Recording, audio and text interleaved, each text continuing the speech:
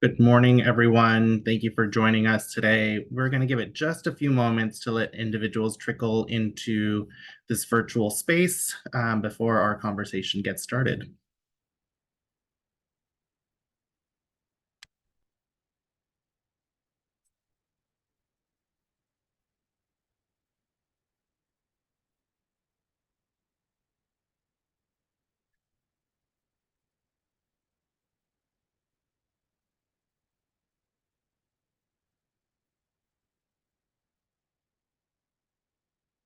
Okay, it looks like we have a good number of folks that have joined us, so we are going to get our conversation started for the sake of time.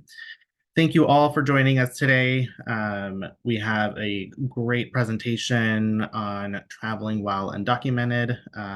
We'll go over advance parole for DACA recipients, as well as some tips for others that do not qualify for advance parole. If we can go on to the next slide, I just have a couple of housekeeping items to go with over. We had today's webinar is being recorded. You will receive a copy of the recording before the end of the week, along with all of the resources that we shared with you today, and any other information that we share throughout today's presentation. We have closed captioning available. So if you click on the CC icon, either at the bottom or at the top of your screen, you'll be able to enable the captions. Please utilize the Q&A feature today to ask any questions to our panelists. We've set some time aside at the end of today's conversation to answer your questions, but we'll be keeping an eye on that Q&A function and answering any questions that we can throughout the presentation. Please ask as many questions or clarifying. We will try to do our best to answer all of the questions, but some of them do require very specific answers, and so we'll direct you to an immigration attorney to ask some of those questions. With that in mind, I will pass it over to our great panelists today. From the ILRC, we have Veronica Garcia and Krishna Avila, who will guide us through today's conversation. Great, thank you, Alonso. Very good to be here with you all, even though I can't see you. Like Alonso said, if you have any questions throughout the presentation, just feel free to write them out. And maybe since I can't see the chat option, either Vero or Alonso, feel free to just let me know while I'm presenting. But yeah, so today we'll go over basically an overview of what's happening with DACA. A lot of you know that right now we're waiting to see what the courts do with the program, so we'll talk about that, and then we'll dive in and talk about advance parole for DACA recipients. Tips and tricks and risks to consider when traveling on advance parole. And then also some benefits of being able to travel abroad and then returning. So we'll talk about that. And then lastly, we'll talk about, for those of you who don't have DACA, if you're undocumented, ways and tips and also risks to consider when you're traveling domestically. So we'll go ahead and get started. So many of you know that the DACA right now is in litigation. It's pending right now in the Fifth Circuit, but some of you might be confused because you might remember that back in the Trump administration, this litigation around DACA ended up in the Supreme Court of the United States. And you're like, well, wait a minute, I thought we had already decided this. That was in December of 2020. But the thing is that litigation was different from the litigation that we're experiencing now. That litigation before was all about the Trump administration and whether, if you all remember, he tried to get rid of the program. So that litigation was arguing that that termination was unlawful. And sure enough, the Supreme Court back then agreed and said that the way that the Trump administration had terminated DACA was unlawful. Fast forward to the Biden administration, we have a whole separate lawsuit. This time it was filed by the state of Texas. Um, and this time the lawsuit is arguing, or Texas is arguing, that the DACA program itself is unlawful. So it has nothing to do with whether or not Trump had terminated lawfully. This is going targeting the program directly and arguing that basically when Obama created it, that he didn't have authority to do so. Um, so a few things that have happened since that lawsuit was initiated was that some of you might remember that last year the government published a DACA rule. So basically codified DACA into regulations. That's a complicated way of saying that now we have an actual like legal provisions that we can cite to when we talk about DACA. That's different from when it was first announced by the Obama administration, where they just basically wrote out a letter saying, "Hey, we're creating this DACA program," and then they had an FAQ which discussed the requirements to be able to apply for DACA. So now we actually have regulations in place. So that means it underwent notice and comment. So it underwent like a whole process to codify DACA. So that was last year, and then obviously throughout this whole time, the litigation has been ongoing. And the latest news is that basically um, this year, a few months ago, the U.S. District Court of the Southern District of Texas basically held that DACA is unlawful. So the judge there decided that it was unlawful. Um, but at the same time, obviously that's not the end of the litigation. We know that there's an appeal right now, which I'll talk about in a little bit. So because of that, the court said, well, while the appeals are going to continue, I'm going to allow for people to continue renewing their DACA for those people who have already applied for and received DACA, they can continue renewing.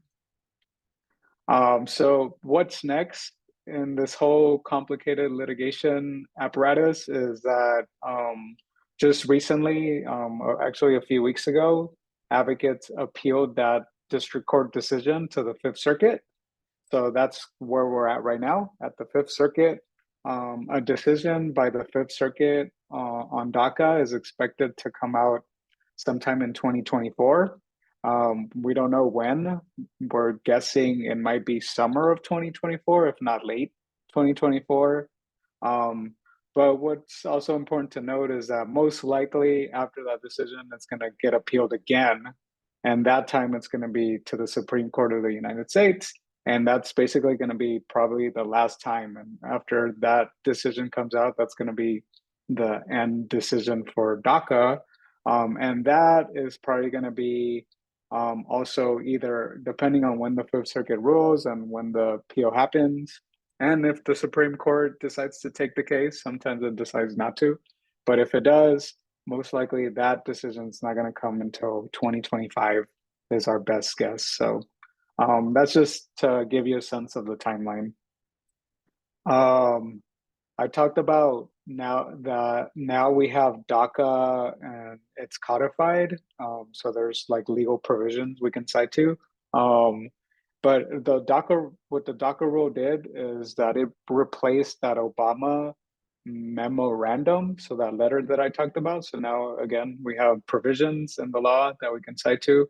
And it also it didn't really do much besides that. It kept the same DACA requirements. So we're hoping that the administration was going to change the requirements or be broader, but no, it's basically the same thing. But there are a few things to note with the DACA rule is that one thing is that for people who have ever been convicted of a crime that might have allowed them to, or might have barred them to renew their DACA, there's this thing called expungements. So basically, it's like going back and erasing that conviction from your criminal record. So the good thing is that for folks that are eligible for an expungement and can go back and erase that criminal record, that's a good thing because under the rule, they recognize expunged convictions, so that even if you're convicted, if you have an expunged conviction, like if you erase that conviction, that can you can still qualify for DACA. So it's a good thing. Another thing to note is that now it's required for USCIS before they terminate DACA to issue what's called a notice of intent to terminate before they do that. So first they have to now explain to the person why they're deciding to terminate their DACA before actually terminating it. Before it used to be that in some cases they just sent a letter saying we're terminating your DACA, and usually it's because the person they found out that the person was convicted of a crime that would now bar them for DACA, for example.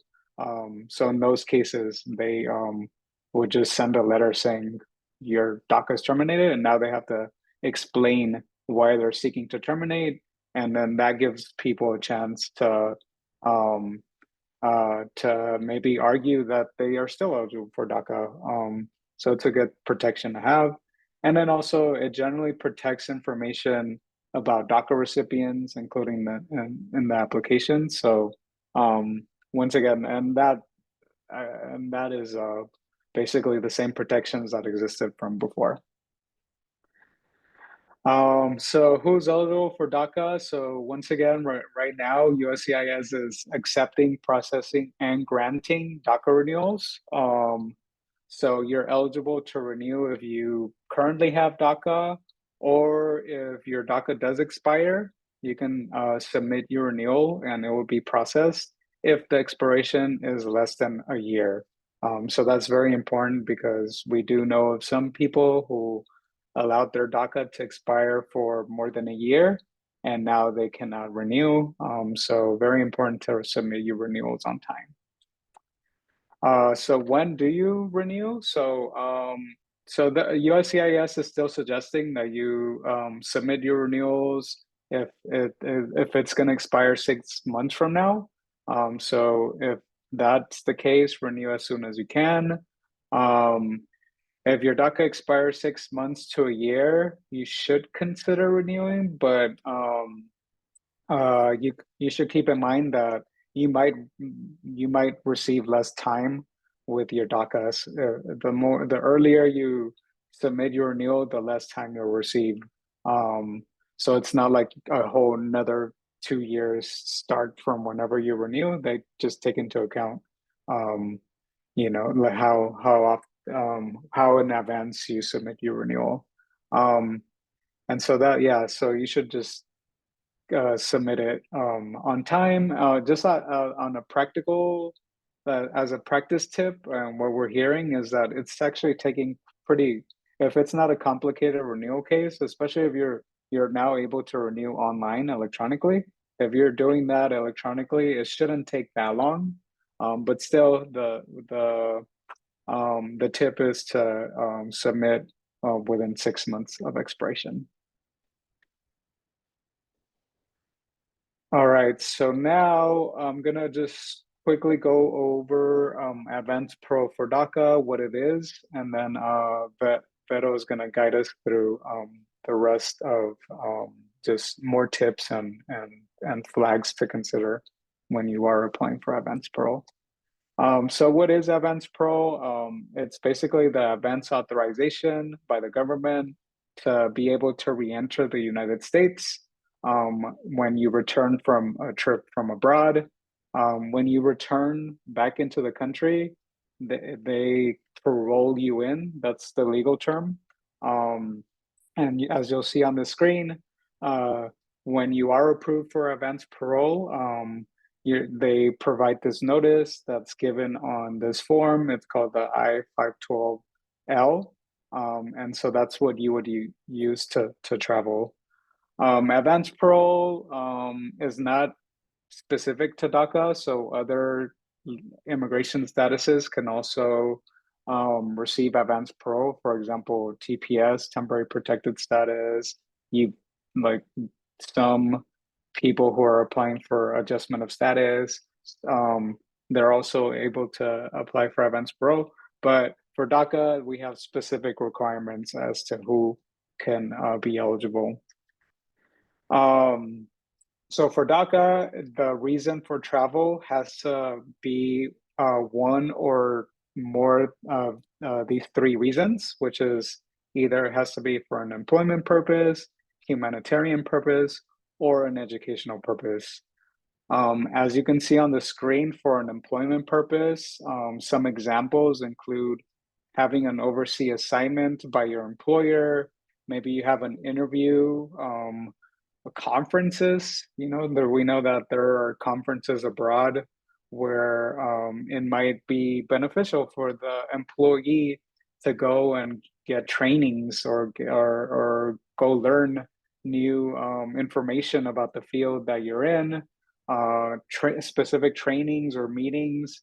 Those are just some examples, but it's very broad. You just have to make the case that basically it's going to help your job, whatever you're doing. And it's not limited to any type of job, so long as you can make the case that your travel is going to help your position that you currently hold.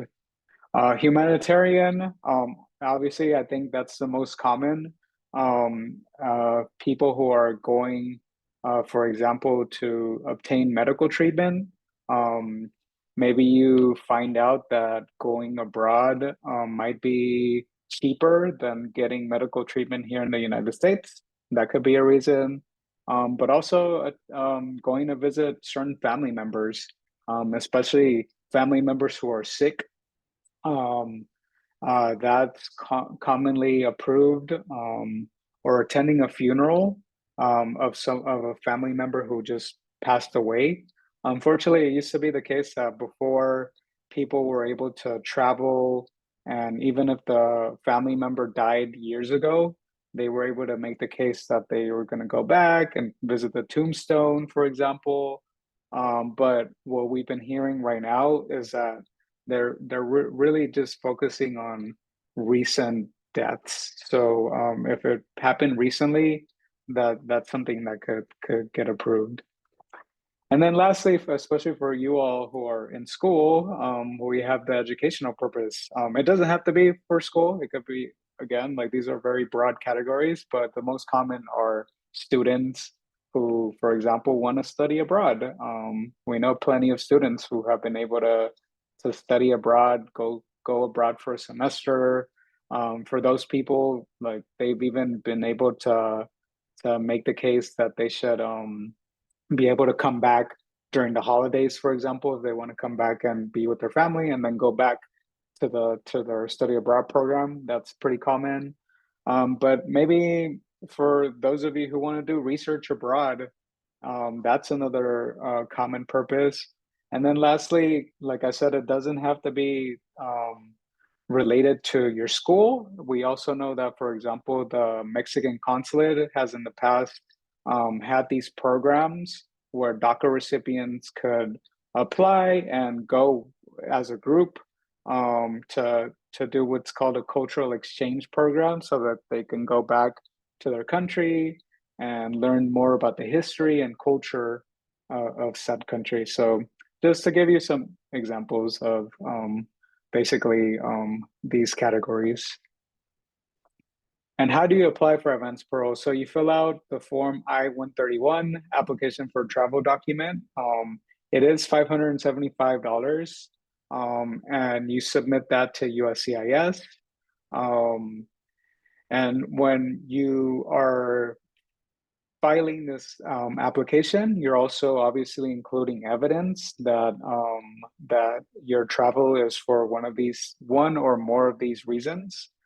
So, for example, for employment, you would probably want to get a letter from your employer, just basically explaining that your job is going to help you, or I mean, the travel abroad is going to help you with your position that you currently hold as an employee.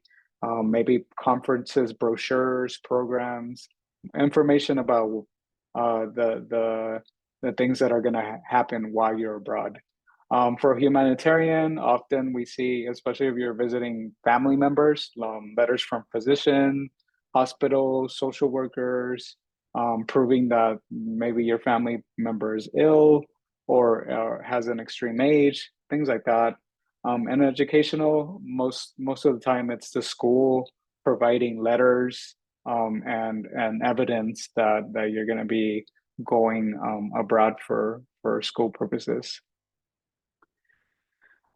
So many people have been able to already successfully travel and return on advance parole. So that's very important. In fact, I don't know one person who hasn't been able to successfully come back, besides a few that I've heard of that and the only reason why they weren't able to come back is because they waited until the very last day that their advance parole was approved and something happened, like Beto will talk about this in a little bit in her section, but they basically waited until the last you don't want to do that. You want to give yourself enough time and come back before your advance parole um, is date ends, so you want to give yourself plenty of time. So yeah, so many people have been able to travel, and in fact, there's a bunch of Facebook groups. If you want to join them, where DACA recipients are commonly sharing their stories and tips and tricks. So you can just look for those and join them. Um, General processing time, you want to give yourself about 3 to 4 months in advance of your travel date to submit your application. So that means obviously probably in order to collect all the evidence and submit the I-31, give yourself even more time. So because it does take the USCIS around 3 to 4 months to process. Um, However, if you want to travel and it's an emergency, so that means your travel is within 90 days. If you have to go travel or you find out about your study abroad program and you don't have the 3 to 4 months to wait, or for whatever reason, if your travel is within 90 days, you can actually call USCIS and make an appointment to go into the local field office, and you can just take a paper copy of your application, and there they will review it, and if they approve it, they'll just give you the approval notice on the spot, and you see that the phone number to make that appointment is on your screen. So yeah, so just to give you a few case examples of people who have been able to travel abroad successfully. So for employment, this applicant applied for advance parole to participate in her employer's annual humanitarian trip to provide free dental services to orphans. So in this case, the person worked for a dentist, and they wanted to go and help out abroad, and they made the case for to their employer that they found out about this program that goes abroad and provides free dental services to orphans. So they applied for it, made the case that it was both employment and humanitarian. So they argued that it was both and met both of those reasons, and it was approved for a single 30-day trip. For education, so this example, the applicant applied for advance parole to study abroad in France for a semester. So in this case, the person requested multiple entries to be able to come back home to the US for spring break and other holidays. So as I mentioned, you can do that if you plan on coming back and forth within your time period of being abroad. You can ask for that. And so in this case, they were able to do that, and it was approved for what's called a multiple entry 5-month trip. And so once again, keep in mind that unfortunately, just going abroad and going for tourism is not a valid purpose for advance parole. And in this case, it was educational, so it was good. And then humanitarian, in this case, the person's family member died of COVID and wasn't able to visit them before they passed. So they requested advance parole to visit the person's grave and pay respect. And in this case, it was approved for a single 40-day trip. Um, so once again, unfortunately, right now, the what we are seeing is that it has to be, if it is based on a family member dying, it has to be a recent death, unfortunately. Um, and so, yeah, another question is like, oftentimes people ask how long can you request to be abroad for? And USCIS has stated that they will never approve anything beyond a year. So you can request up to a year, but you really have to make the case, whatever time you're requesting, you have to make the case that you have to be out for that amount of time, for whatever purpose you're traveling for. So maybe for visiting a person's grave and paying their respect, you probably won't be asking for a year. They probably would not approve that. So in this case, it was a 40-day trip. All right, and with that, I will pass it to my colleague Vero for the next sections. Thanks, Krishna. I'm going to speak about some tips and some risks to consider before traveling.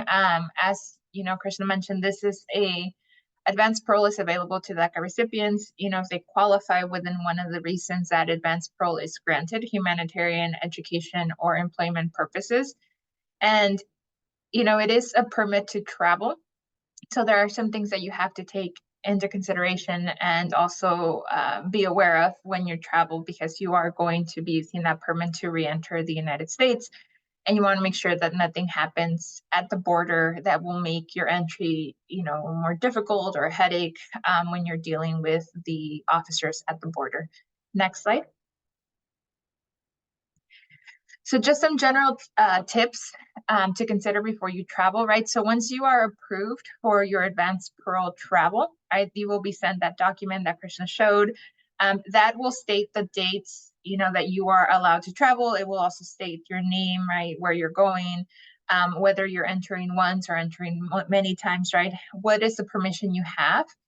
Before you leave the United States, it's really important that you check that travel document and make sure that all the information that's listed is correct, because that will be used when you re-enter. And that information will be double checked by the officers at the border when you re-enter, right? Either at a land border or at an airport. Some things to check for, right, is make sure that your name and address, the A number associated with your DACA, right, that will also be on this, is correct, and your country of birth, right? You want to check that the advance parole you're given is valid for DACA, because that's the reason why you are given this permission to travel. So you want to make sure that, as a DACA recipient, you are traveling for advance parole for DACA. You want to confirm the dates. The travel dates are very important, right? Because you have to travel within the dates that you're given permission to travel, right? So if it says that you have to leave December 1st, 2023, you cannot, or that it starts your permission December 1st, 2023, you cannot leave before that. You have to leave either on December 1st or after that. And if it states that your travel, your advance parole is granted until maybe December 31st, you have to make sure that you come back before that December 31st date, right? Or make sure that you're able to re-enter on that December 31st date, because you want to, if you stay longer, then you're no longer traveling under the advance parole document. Sometimes individuals will request advance parole for multiple entries, right? We've seen this, for example, in an employment-based request, right? So someone had to go abroad to attend several work meetings, right? So they asked for a multi-entry advance parole, USCIS granted, right? So they're able to enter many times. More likely we see, right, people who are asking to enter once, right, to have one entry, right? That's what's given to you, right? So you travel and you enter that one time back. So make sure that all this information is correct. Next slide.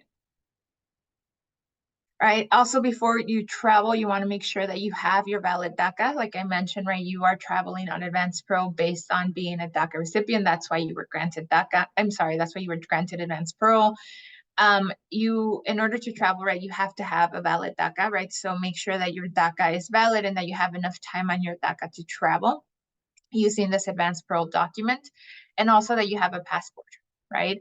If your DACA is closer to, maybe expiring, right, or your need to renew, you could consider submitting your renewal before you travel so that you have that, right? That new DACA grant if needed, right? Or that you have a new DACA, right, period, given to you before you have to travel. Advance parole is granted for a specific trip and a specific purpose, right? As Krishna mentioned, there's only 3 categories, right, in which someone could request to travel on advance parole as a DACA recipient. If your travel is approved for that, right, you have to travel, you have to show that you travel for that reason, right? And that you traveled, to the country in which you were granted to travel for advance parole. It's possible, or more likely than not, that you will be asked questions about your travel when you re-entered, right? The reason you traveled, where you went, in order to compare that. So, you could make sure that, the specific trip, the specific purpose is why you are traveling, or part of the reason that you are traveling, right? And as mentioned, right, advance parole is not authorized for tourism purposes, right? So it's not like, I'm going to tour this new country, that's why I want to travel. They won't grant it for that. You have to have a specific reason as to why you are going that fits into one of those categories. And they don't have really set definitions, right, as to what fits in that category. And we've seen different reasons and programs and meetings get granted under each of those.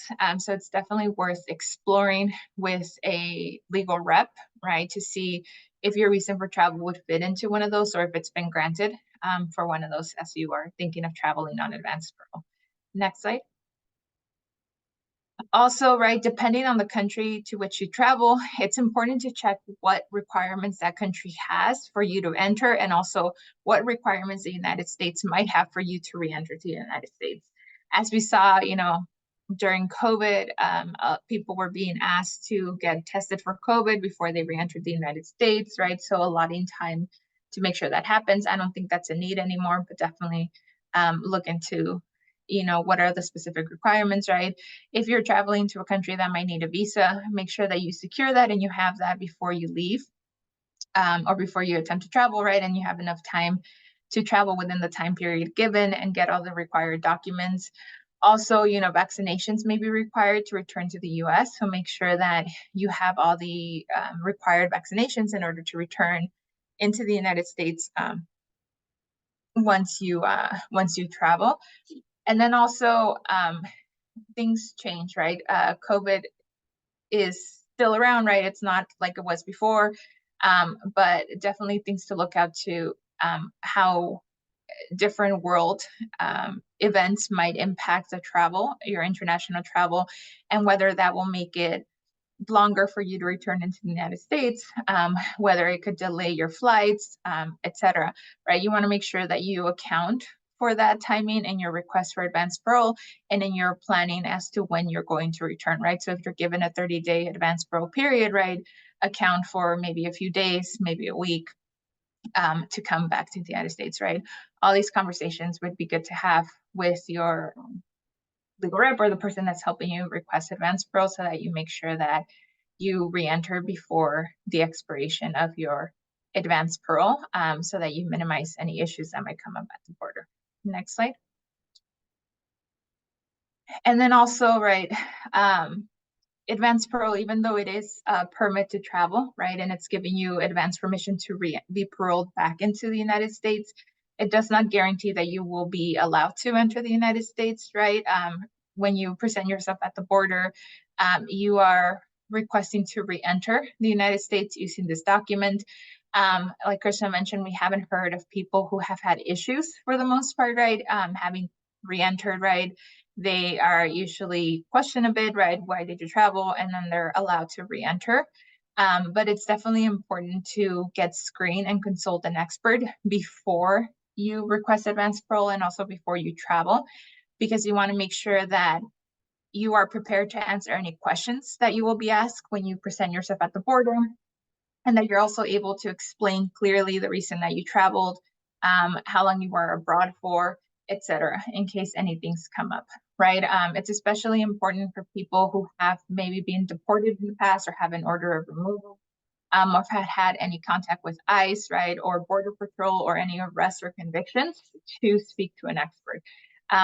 People have been able to travel with some of these things, but make sure that you speak to someone and learn how that could increase the risk or not of traveling before you actually request advance parole and leave the United States. Next slide.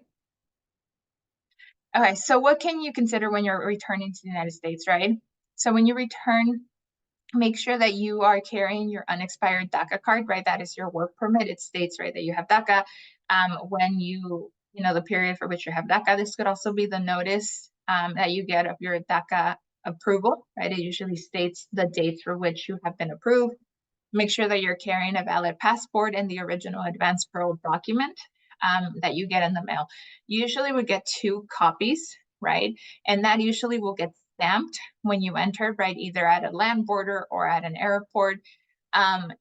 Sometimes your passport will get stamped as well, right? Sometimes you'll get this little white form that it's an I-94 to show that you've entered, when you entered, and how you, like, the reason that you were allowed to enter again.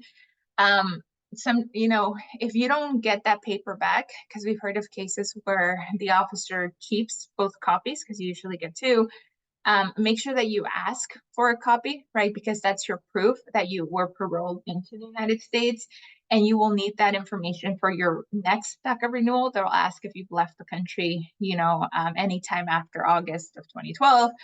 You'll have to state yes, right? But you will show that you're still eligible for DACA because you left under advance parole, right? So you have to show that information on your future DACA renewal. So please ask for a copy. That could also help you in the future, as we'll discuss in a few slides. Next slide. Also, be mindful of which airport you're flying into. Some airports are more well-versed in advance parole travel, what that is, and some airports are nicer than others, right, when you arrive. So make sure that you understand where you're flying into and what questions might come up. The airport you fly into first into the United States, right? So if you have a connecting flight and you're landing, let's say in Miami, right? That is where you will go through customs, right? That is where your advance parole document will be reviewed. So just be mindful of where you're flying into and get information of how cases have been treated there, or maybe some questions that have come up, right? A lot of airports now seem to be aware, right? But there's still some airports that might not be aware, or some officers that are not as open or friendly, right? Also be prepared to get sent to secondary inspection. Sometimes it doesn't happen, sometimes it does happen. If you're sent to secondary inspection, right, the officer may ask you other questions, right? They may search your belongings, right, or your phone. And so just, be mindful of that. And then also be mindful of what's on your social media, right? Because sometimes they will review that, and some things could increase the questions that you're getting, right? All this is good to discuss right before you travel to make sure that you're ready to answer those questions. Next slide. And then, we mentioned, it's recommended that you obtain a consultation with an immigration expert right before you travel and or when returning to the US, just to make sure that everything has been discussed, or if anything comes up, you are ready to answer that. Next slide.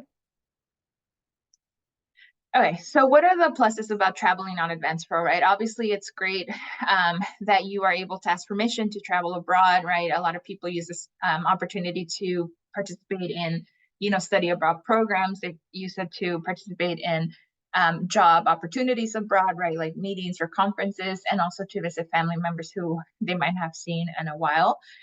The other good thing about traveling on advance parole is that it could potentially make you eligible to become a permanent resident, right? Or adjust your status in the United States to get a green card. There are 2 ways individuals are able to adjust their status when we're thinking about just like family-based petitions. In this case, we're going to be discussing, usually applying for a green card or for status. it's a two-step process, right? The first one is filing an immigration petition, right? If you're doing it through a family, it's essentially showing that you have a family member who is eligible to petition you to get a visa. Once you have that visa, right, the second step is applying for the green card, right, or the LPR status, the lawful permanent resident status. You could do this process either abroad through something called consular processing, right, where you have to leave the United States and go to an embassy or a consulate abroad, or you could do it through adjustment of status, which means that you do the whole process within the United States. Next slide. You know, consular processing could create a few issues for individuals who have been here in the United States more than 6 months without status after the age of 18, or have been in the United States more than a year without status and have left and re-entered unlawfully, right? There are something called the 3 and 10 year bar, right? That is given to someone if they've been here more than 180 days without any form of status or protection. After they turn 18 and they leave the United States, they're given this bar. This is only triggered when you leave. So this is only triggered in consular processing cases, for example, right? If someone has been here for more than this time unlawfully, right? And then they leave to consular processing, right? Because you have to leave the United States, you could trigger this bar.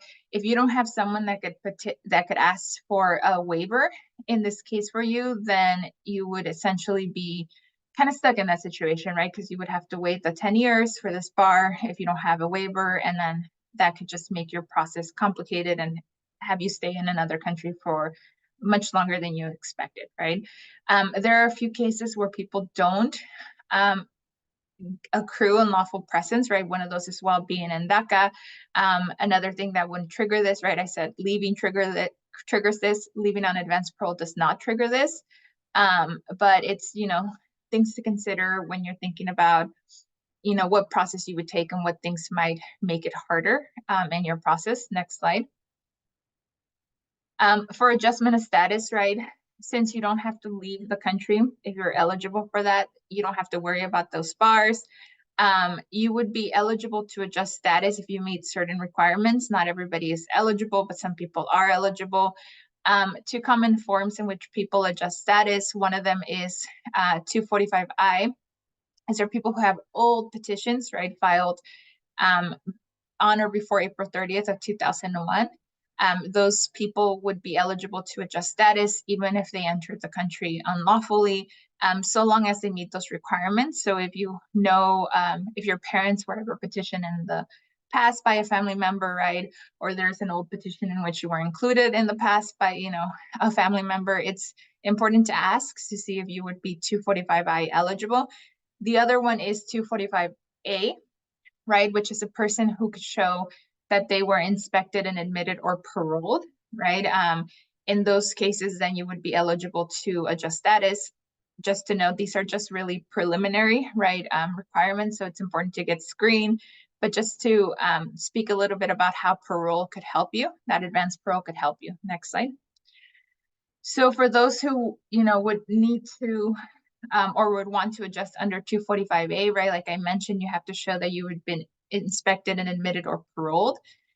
Traveling on advance parole could get you that parole to meet the threshold eligibility of 245A, right? So if you entered originally without permission, right, and you wouldn't be eligible because you don't meet these inspected and admitted or parole, and you don't have an old petition, right, that wouldn't make you have to meet these requirements.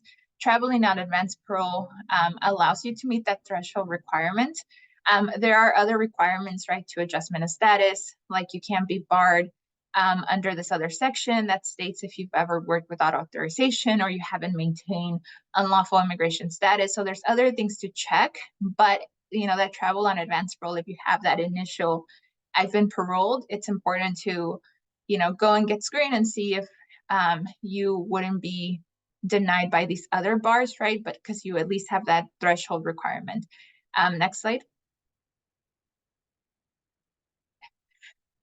Immediate relatives, right? They are not barred by those bars that I mentioned, right? Working without authorization or not maintaining lawful status.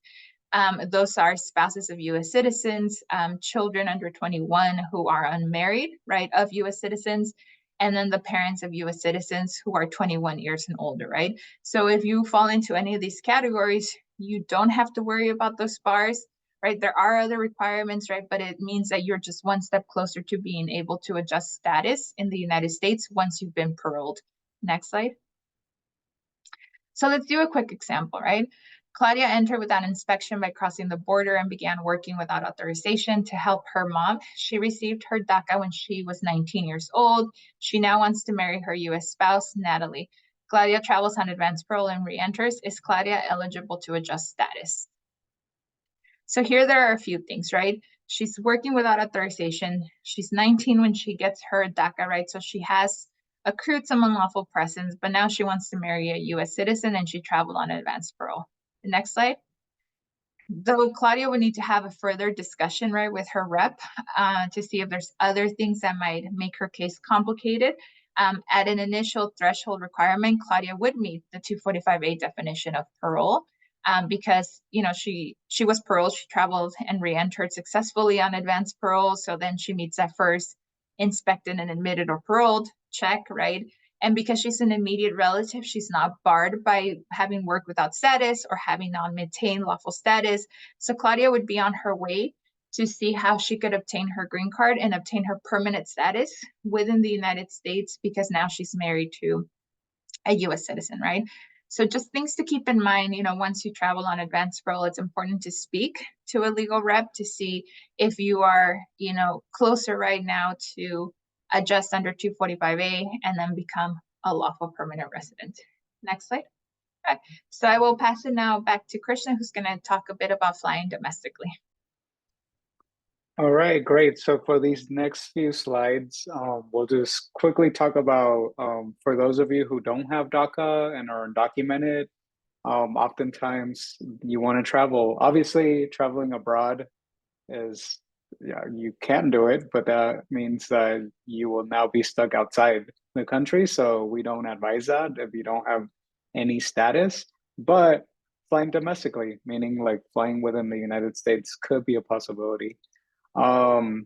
So what do we mean by flying domestically? That means flying anywhere between the 50 states, and then also Puerto Rico, Guam, Commonwealth of the Northern Mariana Islands, and the US Virgin Islands. So that's domestic flying. It is possible, and we have heard of many people who have been able to do that. So the general requirements to fly domestically is that you have to have a valid and unexpired ID. So there's a huge list. We have a resource on our website and on our Instagram, actually, that lists out what kind of IDs are acceptable. But one of the most common is your passport, even if it's a passport of your foreign country. As long as it's valid and unexpired, you can travel. Of course, yes, there are risks that you can be questioned further by immigration officials. This is where you have to keep in mind where you're traveling to. There's no magic list of, like, if you go to X state or X airport, you're gonna get questioned further. There's no list that exists, but so you really do have to, like, on your own assess whether it's worth traveling domestically to certain places. But if you are asked questions, you know, you want to make sure that you do state your name, but don't answer anything about your place of birth, or if you have documents or papers, you don't want to answer any of those questions. If you get asked that, you definitely would let them know that you want to remain silent and you want to speak to an attorney. And so you want to avoid that. But as I said, there have been other people who have been able to travel and they haven't been questioned about this stuff, especially if it's domestically. Right now, you can also, there are some states, including here in California, where you can get, you can get a license if you're undocumented. So right now, you can also use that license to travel. until the what's called the Real ID Act, and I think that I forgot when it actually gets implemented, but it's not for a few years. So until that date, you can travel using that ID as well. So again, it just has to be valid and unexpired. That's important to note. And yeah, definitely in this case, we strongly recommend that you talk to an attorney before you travel and have their number handy just in case you do get questioned in your travel. And so yeah, so with that, I will pass it back to Alonso to talk about a few other resources. Thank you for that great information, and hopefully, it's a resource that everybody can take advantage of. But before we close this out today, we talked a lot about getting a comprehensive screening, talking to an immigration attorney, and so if you are a student at either California Community College, Cal State, or UC, there are services for you that can help guide you and provide that support services in your native language if needed, or we can make those accommodations. All of the services are free and confidential. They are available to all students regardless of their immigration status. So if you have questions, I saw some questions around, family petitions, can same-sex partners petition one another? So, those are all great questions that you can ask an attorney free of charge if you are a student at any of the systems of higher education here in California. And lastly, we do provide supports with your DACA renewal applications in terms of filing fee assistance, as well as the advance parole option that we discussed here today. And if you're also eligible for naturalization, we can provide those supports to pay for the applications. So it's one less thing that you have to worry about if you are eligible for DACA, advance parole, or naturalization. If you go to findyourally.com for community college students, you can schedule a consultation there. Findyourally.com/CSU for the CSU students, and findyourally.UC for UC students. Relatively easy, but again, all of these resources and links will be on our follow-up email to all of you, along with the PowerPoint presentation and today's recording. And I don't see any other questions in the chat box. I'll give a quick shout out to make sure that there aren't any pending questions before I close this out today. Feel free to drop them in the Q&A box if we did not answer your questions throughout today's presentation.